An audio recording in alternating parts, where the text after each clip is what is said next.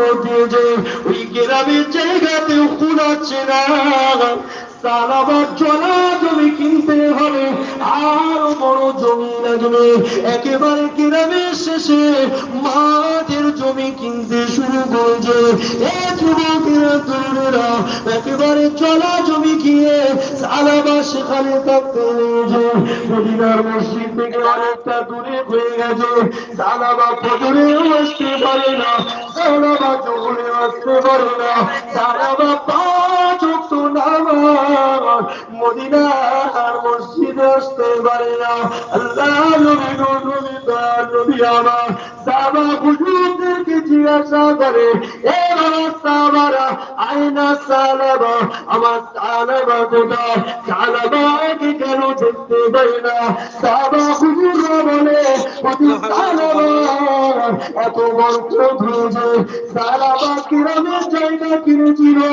সেখান থেকে জড়া জমিতে চলে গেছে ওখান থেকে মদিনা মসজিদে এসে নামাজ আদায় করতে পারে না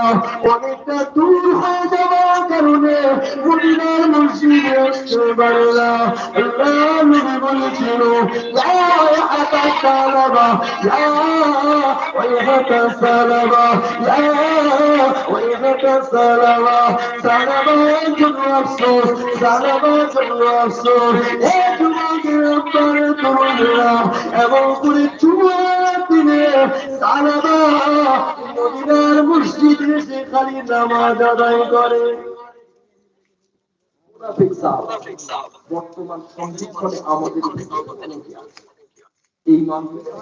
অন্যান্য মাহফিলে অন্যান্য গ্রামে আছে জি খালি জুম্মার নামাজ পড়তে কোন হুজুর ওকে বলেছে জুম্মার নামাজ পরপর তিনটে ছেড়ে দিলে নাকি আর মুসলমান থাকে না ওই জন্য মুসলমান মজাই করতে পারে কিরকম মুসলমান থেকে শিখতে না দেয় ও খালি নামটা নথিভুক্ত করতে চায় সাহাবাও জুম্মা দিনে দিনে মুনাফিক সাহাবা আইফোনের মতো ভিতরে কিছু মুনাফিক আছে একেবারে শেষ করা যাবে জুম্মার দিনে যেখানে জিজ্ঞেস করতে বলে ওর জায়গাটা ঠিক ওখানটায় পায় কথা ঠিক বলছি না বলবো লা ইলাহা মুহাম্মাদুর রাসূলুল্লাহ বলার আগে 10 কদম বাড়ি থেকে হাঁটা হয়ে যায়